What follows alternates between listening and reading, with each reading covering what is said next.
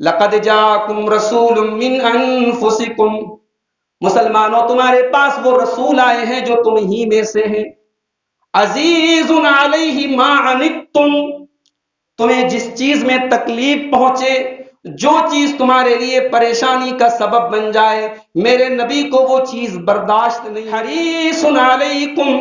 اور وہ نبی تمہیں فائدہ پہنچانے کے حریص ہے، تمہیں دنیا کا فائدہ پہنچ جائے، تمہیں آخرت کا فائدہ پہنچ جائے، وہ نبی اس کی بھرپور کوشش کرتے ہیں۔ ہمیں اتنا چاہنے والا نبی، ہمارے درد میں راتوں کو رونے والا نبی، ہمارے لیے طائف میں پتھر کھانے والا نبی، ہمارے لیے اپنے وطن کو چھوڑ کے مدینہ جانے والا نبی، ہمارے لیے پیٹ پہ پتھر باندھنے والا نبی، ہمارے لیے بھوک کی تکلیفیں سہنے والا نبی، ہمارے لیے ایک چھوٹے سے کمرے میں ساری زندگی گزارنے والا نبی، ہمارے لیے اس نبی کے گھر والوں نے 2 مہینے کھانے نہیں کھائے، ہمارے لیے اس نبی نے احد کے میدان میں زخم سہے، سر سے خون بہا اور آپ کے دانت توڑے گئے۔ الحمدللہ نحمده ونستعینه ونستغفره ونعوذ باللہ من شرور انفسنا ومن سیئات اعمالنا، من يهده الله فلا مضل له ومن يضلل فلا هادي له، واشهد ان لا اله الا الله وحده لا شريك له، واشهد ان محمدا عبده ورسوله، يا ايها الذين امنوا اتقوا الله حق تقاته ولا تموتن الا وانتم مسلمون، يا ايها الناس اتقوا ربكم الذي خلقكم من نفس واحدة وخلق منها زوجها وبث منهما رجالا كثيرا ونساء، واتقوا الله الذي تساءلون به والأرحام إن الله كان عليكم رقيبا،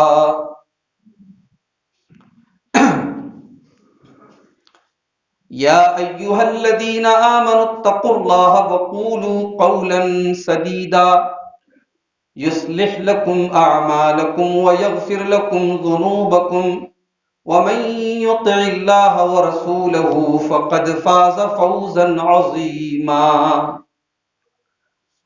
أما بعد فإن خير الحديث كتاب الله، وخير الهدي هدي محمد صلى الله عليه وسلم، وشر الأمور محدثاتها وكل محدثة بدعة وكل بدعة ضلالة وكل ضلالة في النار۔ اعوذ باللہ من الشیطان الرجیم، بسم اللہ الرحمن الرحیم، لقد جاءکم رسول من انفسکم عزیز علیہ ما عنتم عزیز علیہ ما عنتم حریص علیکم بالمؤمنین رؤوف الرحیم۔ محترم حاضرین جمعہ، ہم جانتے ہیں کہ ہمارے ملک میں جمہوری نظام حکومت ہے، ڈیموکریسی ہے یہاں، اور ڈیموکریسی میں، جمہوریت میں حکومتیں الیکشن کے ذریعے بنتی ہیں اور گرتی ہیں۔ ہمارے صوبہ اتر پردیش میں الیکشن کا ماحول ہے، بنارس اور آس پاس میں انشاءاللہ 7 مارچ کو الیکشن ہوگا۔ جمہوریت میں ہمارے ووٹ کی بڑی طاقت ہوتی اور ووٹوں سے ہی حکومتیں بنتی اور گرتی ہیں، اس لیے ہم اور آپ اپنے اس پاور کو، اپنے اس حق کو استعمال کریں۔ جن لوگوں کی بھی عمر 18 سال ہو چکی ہے، اگر ووٹر لسٹ میں ان کا نام درج نہیں ہے تو اس کے لیے جو بھی فارمیلٹیز ہیں وہ پوری کریں، درج ضرور کرائیں، چاہے وہ مرد حضرات ہوں چاہے وہ عورتیں ہوں، اور اس مسئلے کو آپ ہلکے میں نہ لیں، اس چیز کو آپ ہلکے میں نہ لیں۔ آپ اپنے گھر کے تمام لوگوں کا چیک کر لیں ووٹر لسٹ میں نام ہے کہ نہیں ہے، جن کا نام درج ہونا چاہیے ان کا درج کرا لیں، اور الیکشن والے دن آپ اس حق کو استعمال کریں۔ کوشش کریں کہ ایماندار لوگ اور ایسے لوگ حکومت میں آئیں جو ہمارے صوبے کو اور ہمارے شہر کو صحیح طریقے سے چلائیں، عدل و انصاف کے ساتھ، امن و شانتی کے ساتھ وہ نظام کو چلائیں۔ ایسے لوگوں کو حکومت میں لانے کا ہم جو کوشش کر سکتے ہیں، جو ہماری طرف سے جتنی بھی کوشش ہو سکتی ہے ہم کریں۔ یہ میری آپ سب سے دردمندانہ اپیل ہے، اور اس کو جو ہے بالکل آپ ہلکے میں نہ لیں۔ کچھ دنوں پہلے سوشل میڈیا پر ایک پوسٹ آئی میرے پاس، اس پوسٹ میں ایک حدیث لکھی ہوئی تھی، اور وہ حدیث پہلے بھی ہم لوگوں نے پڑھی ہے، سنی ہے، مگر اس پہ جو ہیڈنگ تھی وہ دل کو چھو لینے والی تھی، اس کا تعلق ہمارے جذبات سے تھا۔ اس کی ہیڈنگ تھی کہ کوئی آپ کو دیکھنا چاہتا ہے۔ اس پوسٹ کی ہیڈنگ تھی کہ کوئی آپ کو دیکھنا چاہتا ہے، اور پھر نیچے مسند احمد کی ایک حدیث لکھی ہوئی تھی اس پوسٹ کے اندر۔ حدیث کیا ہے؟ آئیے پہلے حدیث آپ کو پڑھ کے سنا۔ حضرت انس بن مالک رضی اللہ تعالیٰ عنہ کہتے ہیں کہ ایک دن اللہ کے رسول صلی اللہ علیہ وسلم نے ہم لوگوں سے کہا، وَدِدْتُ أَن لَقِيتُ إِخْوَانِي، میں چاہتا ہوں کہ اپنے بھائیوں سے ملاقات کروں، اپنے بھائیوں کو دیکھوں، اپنے بھائیوں سے ملوں۔ صحابہ نے کہا، اولسنا نحن اخوانک یا رسول اللہ، اے اللہ کے رسول کیا ہم آپ کے بھائی نہیں ہیں؟ آپ نے فرمایا، انتم اصحابی، تم میرے بھائی نہیں ہو، تم میرے صحابہ ہو۔ ولیکن اخوانی الذین آمنوا بی ولم یرونی، میرے بھائی تو وہ لوگ ہیں جو میرے اوپر ایمان لائے ہیں، مجھے اللہ کا رسول مانتے ہیں، انہوں نے مجھے دیکھا نہیں ہے، بغیر دیکھے انہوں نے محمد رسول اللہ کا کلمہ پڑھا ہے، وہ میرے اوپر ایمان لائے ہیں، وہ میرے بھائی ہیں، میں اپنے ان بھائیوں سے ملنا چاہتا ہوں، ان کو دیکھنا چاہتا ہوں۔ یہ حدیث میرے بھائیوں ہمارے دل کے تاروں کو جھنجھوڑ دیتی ہے۔ ہم گنہگاروں سے اللہ کے نبی کتنی محبت کرتے تھے، قیامت تک آنے والے ہر امتی کو اللہ کے رسول نے اس حدیث میں اپنا بھائی قرار دیا۔ جو نبی پر ایمان لایا اور نبی کو نہیں دیکھا، نبی اس سے ملنا چاہتے ہیں، نبی اس کو دیکھنا چاہتے ہیں۔ یہ حدیث اور نبی کا یہ جملہ ہمارے دل کو اپیل کرتا ہے کہ وہ نبی ہم کو کتنا چاہتے تھے۔ اب اس حدیث کو آپ اپنے سامنے رکھیں اور ذرا اس آیت کریمہ کو پڑھ لیں جو میں نے ابھی آپ کے سامنے خطبہ مسنونہ کے بعد پڑھی ہے، سورہ توبہ کی آیت نمبر 128۔ نبی کا تعلق اپنی امت کے ساتھ کیسا ہے، نبی اپنی امت کے بارے میں کیا جذبات رکھتے ہیں، نبی کے ایموشنز کیا ہیں، نبی اپنی امت کے بارے میں کیا سوچتے ہیں۔ لَقَدْ جَاءَكُمْ رَسُولٌ مِّنْ أَنفُسِكُمْ، مسلمانوں تمہارے پاس وہ رسول آئے ہیں، من انفسکم، جو تم ہی میں سے ہیں۔ آج ہمارے بہت سارے بھائی یہ سمجھتے ہیں نبی کو بشر کہہ دیا نبی کی توہین ہو گئی، نبی کو نور کہہ دیا نبی کا مقام بلند کر دیا۔ اللہ کی قسم، نبی کو بشر نہ ماننا اور نبی کو بشریت کے دائرے سے نکال دینا، یہ نبی کی توہین ہے۔ نبی کا کمال اس میں ہے کہ نبی بشر ہے۔ بھئی بشر کے لیے آئیڈیل بشر ہی ہو سکتا ہے، یہ تو اللہ کی حکمت ہے، یہ تو اللہ کی قدرت ہے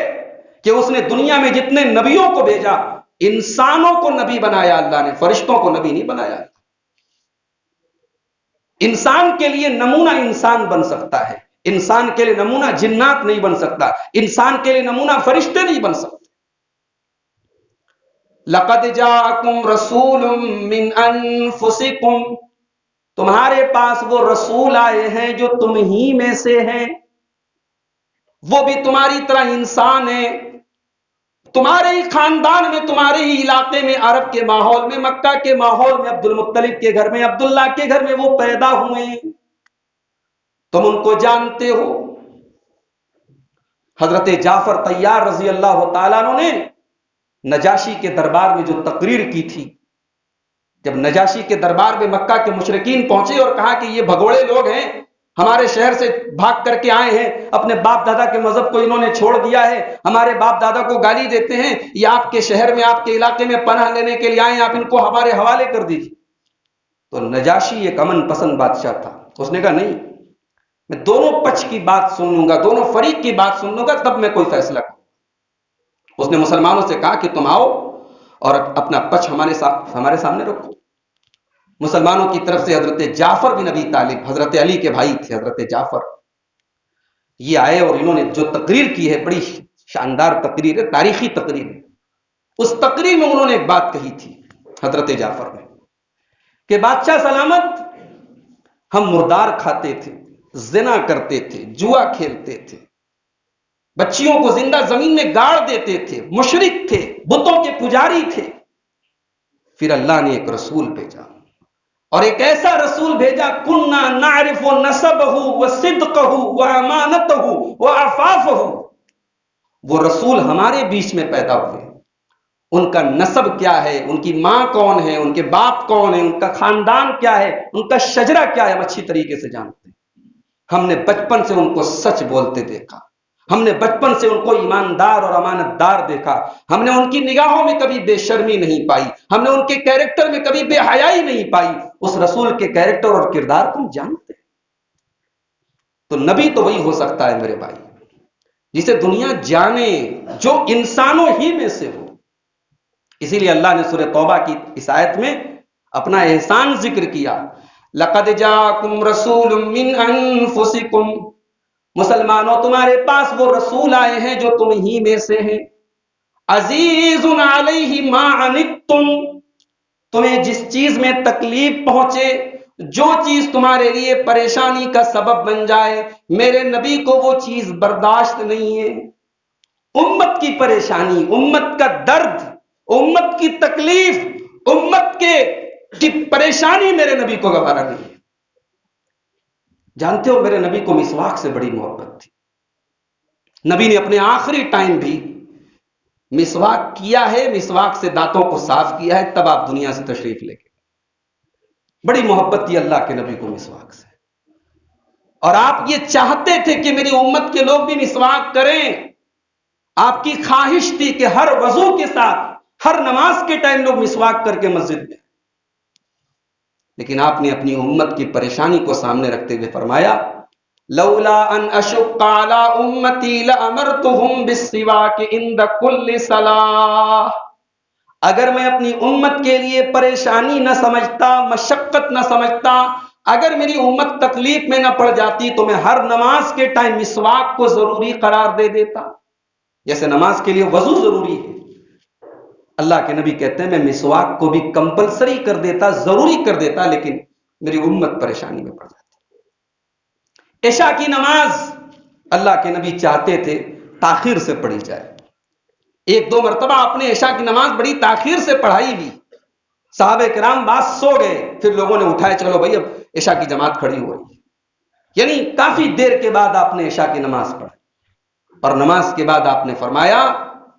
کہ سچ پوچھو تو عشاء کی نماز اسی وقت پر پڑھنا چاہیے، لیکن لولا ان اشق علی امتی، اگر میں اس کو ضروری قرار دے دوں گا تو میری امت کے وہ لوگ جو بیچارے بوڑھے ہیں، کمزور ہیں، مزدور ہیں، جن کو جلدی سونے کی عادت ہے، پھر ان کے لیے پریشانی کا سبب بن جائے گا، اس لیے میں نے اس کو کمپلسری نہیں قرار دیا، ضروری نہیں قرار دیا۔ عزیز علیہ ما عنتم، اس نبی کو تمہاری تکلیف گوارا نہیں، تم درد میں ہو، میرے نبی کو گوارا نہیں۔ کبھی آپ غور کیجئے کہ اللہ کے رسول جو شریعت لے کر کے آئے، اس شریعت میں ہماری ضرورتوں کا کتنا لحاظ رکھا ہے۔ بھئی ہم دنیا کے کسی کونے میں ہیں، نماز کا ٹائم ہو گیا ہے، ہم مجبور نہیں، ہم نماز پڑھ سکتے۔ پوری زمین کو اللہ نے ہمارے لیے نماز کی جگہ بنایا ہے، ہم مسجد کے محتاج نہیں ہیں۔ مسجد ہے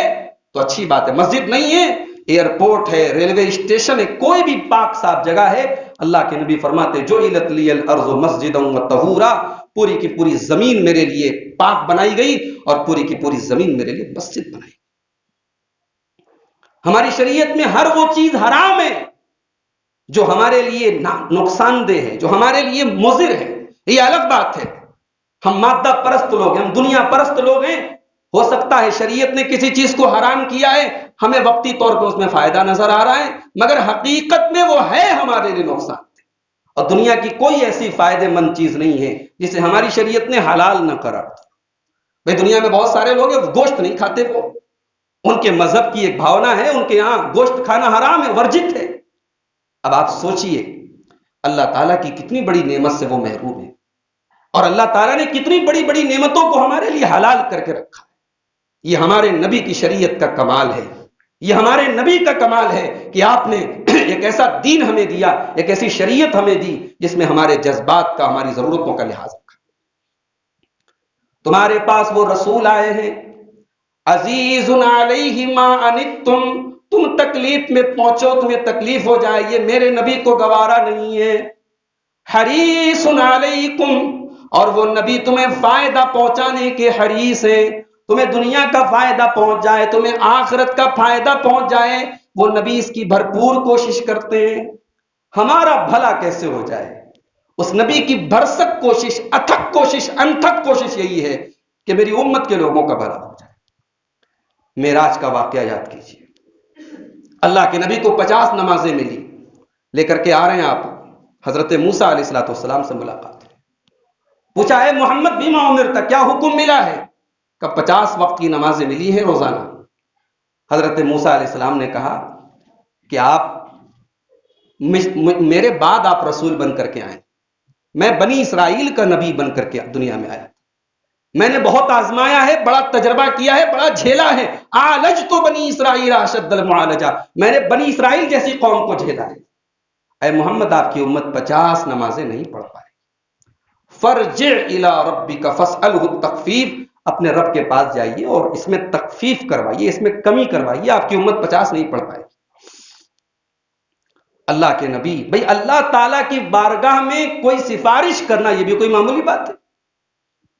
پہلی بات تو یہ کہ ہر آدمی کو اس بات کی اجازت نہیں کہ اللہ کی بارگاہ میں کوئی سفارش ہے۔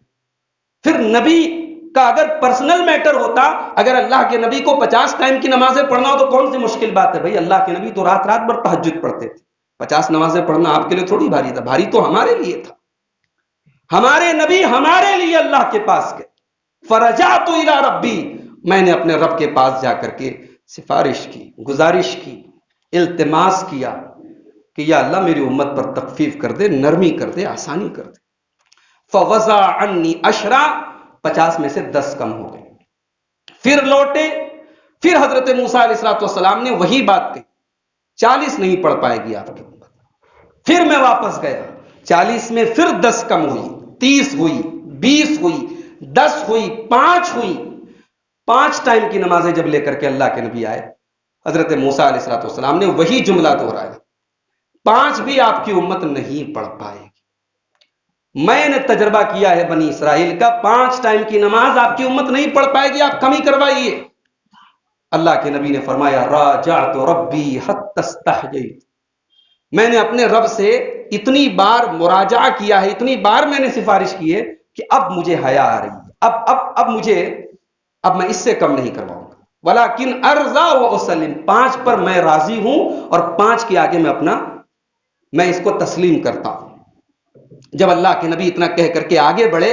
تو اللہ کی طرف سے ایک پکارنے والے نے پکارا، امضیت فریضتی وخففت عن عبادی، میں نے اپنے فریضے کو بھی فرض کر دیا، جو مجھے حکم دینا تھا وہ میں نے دے دیا، اور اپنے بندوں کے بوجھ کو بھی ہلکا کر دیا۔ نمازیں 5 ہیں لیکن ثواب منیمم تم کو 50 کا ملے گا۔ اللہ تعالیٰ کے یہاں یہ ثواب کا ایک قانون ہے کہ ایک نیکی کا ثواب کم سے کم 10 گنا ملتا ہے۔ اللہ تعالیٰ نے وہ اعلان کیا کہ میں نے اپنا فریضہ بھی پورا کر دیا اور اپنے بندوں کے بوجھ کو بھی ہلکا کر دیا۔ تو وہ نبی میرے بھائیوں حریص علیکم، امت کا بھلا کرنے کے حریص ہے۔ صحیح مسلم کی روایت ہے، ایک رات اللہ کے نبی صلی اللہ علیہ وسلم اٹھے اور قرآن کی تلاوت کر رہے ہیں آپ، اور قرآن کی تلاوت کرتے کرتے حضرت عیسیٰ علیہ السلام کی ایک دعا اللہ کے نبی کے نظروں کے سامنے سے گزری۔ حضرت عیسیٰ نے ایک دعا کی تھی، کیا دعا کی تھی؟ ان تعذبهم فإنهم عبادك وإن تغفر لهم فإنك أنت العزيز الحكيم۔ حضرت عیسیٰ نے اپنی امت کے بارے میں اللہ سے دعا کی، اے اللہ اگر تو ان کو عذاب دے دے تو یہ تیرے بندے ہیں تو یہ تیرے ہی بندے، اگر تو عذاب دینا چاہے تو تجھے کون روک سکتا ہے؟ وَإِن تَغْفِرْ لَهُمْ، اور اگر تو معاف کر دے تو ان کو بخش دے، فَإِنَّكَ أَنْتَ الْعَزِيزُ الْحَكِيمُ، تو طاقتور ہے، تو حکمت والا ہے، تیرے ہر فیصلے میں کوئی حکمت ہوتی ہے۔ یہ دعا کی تھی حضرت عیسیٰ نے اپنی قوم کے بارے۔ اس کے بعد اللہ کے نبی نے سورہ ابراہیم کی وہ آیت پڑھی جس میں حضرت ابراہیم اپنے اللہ سے دعا کرتے ہیں، رب انہن اضللن کثیرا من الناس فمن تبعنی فإنہ منی ومن عصانی فإنک غفور رحیم۔ کہا کہ اے اللہ ان بتوں نے بہت سارے انسانوں کو گمراہ کر دیا ہے، ان بتوں کی عبادت کی وجہ سے تیرے بہت سارے بندے مشرک ہو گئے، گمراہ ہو گئے۔ فمن تبعنی فإنہ منی، اے اللہ میری امت میں جو میری پیروی کرے وہ تو میرا امتی ہے، ومن عصانی، اور جو میری نافرمانی کرے فإنک غفور رحیم، تو معاف کرنے والا، تو رحم کرنے والا ہے۔ دو پیغمبروں نے اپنی اپنی امت کے لیے دعا کی، نبی نے یہ دونوں آیتیں پڑھی اور اس کے بعد صحیح مسلم کے الفاظ ہیں ورفع یدیہ وبکا، اللہ کے نبی نے اپنے دونوں ہاتھ اٹھائے اور رونے لگے اور کہا اللہم امتی امتی، اے اللہ میری امت کا کیا حال ہوگا، اے اللہ میری امت کا کیا حال ہوگا۔ اور اتنا کہہ کر کے اللہ کے نبی زار و قطار رونے لگے۔ اللہ تعالیٰ نے حضرت جبریل کو بھیجا، اے جبریل جاؤ، وَرَبُّكَ عَالَمْ، تیرے رب کو سب پتا ہے، لیکن جاؤ پوچھو میرے حبیب سے، جاؤ پوچھو محمد رسول اللہ سے، ما یبکی کا، کیوں رو رہے ہیں آپ؟ اللہ کے نبی نے پورا ماجرا سنایا، میں اس لیے رو رہا ہوں، اپنی امت کی فکر ہے کہ میری امت کا کیا ہوگا۔ عیسیٰ نے اپنی امت کے لیے دعا کر لی، ابراہیم نے اپنی امت کے لیے دعا کر لی، محمد اپنی امت کے لیے کیا کہے گا اپنے رب کی بات؟ اللہ نے کہا کہ اے جبریل جاؤ میرے نبی کو اطمینان دلا دو، انا سنرضیک فی امتک ولا نسوءک، اے نبی ہم آپ کی امت کے بارے میں آپ کو خوش کر دیں گے، آپ کو پریشان ہونے کی ضرورت نہیں۔ وہ نبی ملا ہے میرے بھائیوں، ہمیں وہ نبی ملا ہے، سلام اس پر جو امت کے لیے راتوں کو روتا تھا، سلام اس پر جو فرش خاک پر جاڑے میں سوتا تھا، سلام اس پر کہ جس کے گھر میں چاندی تھی نہ سونا تھا، سلام اس پر کہ ٹوٹا بوریا جس کا بچھونا تھا۔ میرے نبی نے بادشاہوں کی زندگی نہیں گزاری میرے بھائی، میرے نبی نے پتھر کھائے، میرے نبی نے گالیاں سنی، میرے نبی نے تانے سنے، کس کے لیے؟ اپنی ذات کے لیے، اپنے فائدے کے لیے، اپنے بھلے کے لیے نہیں، انسانیت کے بھلے کے لیے، اپنی امت کے بھلے کے لیے۔ اللہ کے نبی صحیح بخاری اور صحیح مسلم کی ایک حدیث میں مثال دیتے ہیں، کہتے ہیں میری مثال اور میری امت کی مثال ایسی ہے کمثل رجل استوقد نارا، جیسے ایک آدمی آگ جلاتا ہے، اور جیسے ہی وہ آگ جلاتا ہے فجعلت هذه الفراش والدواب يقعن فيها، جیسے ہی آگ جلتی ہے تو یہ جو پروانے ہوتے ہیں شمع کے پاس اڑنے والے، جو پتنگے ہوتے ہیں، وہ پتنگے اور وہ پروانے اس آگ میں بار بار جانے لگتے ہیں، جلنے لگتے ہیں، مرنے لگتے ہیں۔ اللہ کے نبی کہتے ہیں انا آخذ بحجزکم عن النار، میں تمہاری کمر پکڑ پکڑ کے تمہیں جہنم کے عذاب سے بچانا چاہتا ہوں، وانتم تفلتون من یدی، اور تم میرے ہاتھوں سے نکلے چلے جاؤ۔ میرے بھائیوں، جو نبی ہمیں اتنا چاہتے تھے، جو نبی اپنی زندگی کی آخری سانس تک اپنی امت کا بھلا کرنا چاہتے تھے، اور جو کل قیامت کے دن بھی اپنی امت کا بھلا کرے، اللہ کے نبی کی وہ حدیث یاد کیجئے، شفاعت عظمیٰ والی حدیث یاد کیجئے۔ اللہ کی بارگاہ ہوگی، قیامت کا دن ہوگا، لوگ حضرت آدم کے پاس جائیں گے اور کہیں گے کہ اے آدم آپ اللہ کے نبی ہیں، آپ پہلے انسان ہیں، آپ ہمارے باپ ہیں، آپ ہمارے حق میں اللہ کی بارگاہ میں شفاعت کریں۔ آدم انکار کر دیں گے، نوح علیہ السلام انکار کر دیں گے، ابراہیم انکار کر دیں گے، موسیٰ علیہ السلام انکار کر دیں گے، عیسیٰ علیہ السلام انکار کر دیں گے، سب یہ کہیں گے لست لہا، میں اس لائق نہیں ہوں کہ آج اللہ کی بارگاہ میں کچھ بول سکوں۔ اس دن اگر کوئی ہماری سفارش کرے گا تو جناب محمد رسول اللہ صلی اللہ علیہ وسلم کریں گے۔ جب لوگ ہمارے نبی کے پاس جائیں گے تو ہمارے نبی کہیں گے انا لہا، ہاں آج مجھے یہ حق دیا گیا ہے، میں تمہاری شفاعت کروں گا۔ اس کے بعد اللہ کے نبی اپنے رب کے آگے سجدے میں گر جائیں اور ایسا سجدہ کریں گے، انسانیت نے ایسا سجدہ کبھی نہیں دیکھا۔ اللہ کے نبی کہتے ہیں میں اس سجدے میں اپنے رب کی ایسی تعریف کروں گا، اللہ تعالیٰ میرے دماغ میں اپنی تعریف کے ایسے کلمات ڈالے گا جو آج تک اللہ نے کسی کے دل میں نہیں ڈالے۔ میں اپنے رب کی ایسی تعریف کروں گا، ایسی حمد و ثنا بیان کروں گا۔ اس کے بعد اللہ کی طرف سے آواز آئے گی، یا محمد ارفع راسک، اے میرے محمد، اے میرے نبی، آپ سر اٹھائیں، آپ سر اٹھائیں، سل توتا، آپ مانگیں آپ کو دیا جائے گا، اشفع تشفع، آپ شفاعت کریں آپ کی شفاعت قبول کی جائے۔ اللہ کے نبی اپنے ہر اس امتی کے لیے جو دنیا سے توحید پر گیا ہو، جو لا الہ الا اللہ پر گیا ہو، جس کے دل میں رائی کے دانے کے برابر بھی ایمان رہا ہو، اللہ کے نبی اپنی امت کے اس اپنی امت کی آخری لائن میں بیٹھے ہوئے انسان کے لیے بھی شفاعت کریں۔ آخری وہ آدمی ہوگا، اللہ کے نبی کہیں گے اللہ اس نے لا الہ الا اللہ کہا تھا، یہ توحید پر تھا، یہ تیری توحید پر دنیا سے گیا تھا، اللہ تو اس کو جہنم سے نکال۔ تو اللہ اپنی عزت کی قسم کھائے گا، صحیح بخاری کتاب التوحید کی روایت ہے، اللہ اپنی عزت کی قسم کھائے گا، اپنے جلال کی قسم کھائے گا، اور اللہ کہے گا کہ اے میرے نبی، میں اپنی عزت و جلال کی قسم کھا کے کہتا ہوں کہ جس نے لا الہ الا اللہ کے اوپر جو دنیا سے گیا ہے، جو توحید پر دنیا سے گیا ہے، میں اس کو جہنم سے نکالوں گا۔ ہمیں اتنا چاہنے والا نبی، ہمارے درد میں راتوں کو رونے والا نبی، ہمارے لیے طائف میں پتھر کھانے والا نبی، ہمارے لیے اپنے وطن کو چھوڑ کے مدینہ جانے والا نبی، ہمارے لیے پیٹ پہ پتھر باندھنے والا نبی، ہمارے لیے بھوک کی تکلیفیں سہنے والا نبی، ہمارے لیے ایک چھوٹے سے کمرے میں ساری زندگی گزارنے والا نبی، ہمارے لیے اس نبی کے گھر والوں نے 2 مہینے کھانے نہیں کھائے، ہمارے لیے اس نبی نے احد کے میدان میں زخم سہے، سر سے خون بہا اور آپ کے دانت توڑے گئے، اس نبی کے کیا ہمارے اوپر کوئی حق نہیں بنتے میرے بھائی؟ ہم تو دنیا میں محبتوں میں بڑے اصول کے پابند ہیں، محبت کے معاملے میں ہم لینے اور دینے کے قائل ہیں۔ بیٹا بھی باپ سے تبھی محبت کرتا ہے جب باپ بیٹے سے محبت کرتا ہے۔ جو نبی ہم سے اتنی محبت کرے، کیا اس نبی کا ہم پر کوئی حق نہیں ہے؟ آج اپنے گریبانوں میں جھانکیں، اپنے دلوں پر ہاتھ رکھیں اور تنہائی میں بیٹھ کے سوچیں کہ اس نبی کی شریعت کے ساتھ آج ہم نے کیسا مذاق بنا کے رکھا ہے۔ اس نبی نے، جس نبی کی آنکھوں کی ٹھنڈک نماز تھی، آج ہمارے گھروں کے پاس لاؤڈ اسپیکر میں 5 ٹائم حی علی الصلاۃ کی آواز آتی ہے، ہم دنیا کے سارے کام کرتے ہیں، ہمیں نماز کی توفیق نہیں ہوتی۔ ہم اپنی زندگی کے کسی معاملے میں اس نبی کی سنت کی، اس نبی کے احکام کی ہم پرواہ نہیں کرتے۔ اب ہم سوچ لیں کہ کل قیامت کے دن ہم جب اللہ کی بارگاہ میں پیش ہوں گے، اور ظاہر ہے وہاں ہمارے نبی بھی ہوں گے، وہاں ہم کیا منہ دکھائیں گے، اور اس محبت کے جواب میں ہماری زندگی کیا ہوگی، اس پر ہم سب کو غور کرنے کی ضرورت ہے۔ اللہ سے دعا ہے رب العالمین ہم سب کو نبی اکرم صلی اللہ علیہ وسلم سے سچی محبت کرنے کی توفیق عطا فرمائے۔ موضوع یہ بڑا جذباتی موضوع ہے، اور جمعہ کا خطبہ مختصر وقت بعد ختم ہو گئی۔ جاتے جاتے سرسری طور پہ اللہ کے نبی کے کیا حقوق ہیں ہمارے اوپر، اس موضوع پر کبھی انشاءاللہ تفصیل سے بات کریں گے۔ ایسے پوائنٹ ٹو پوائنٹ اگر ہم آپ کے سامنے بات رکھنا چاہیں، اللہ کے نبی کے حقوق میں سے ایک یہ ہے کہ ہم آپ کے اوپر ایمان لائیں،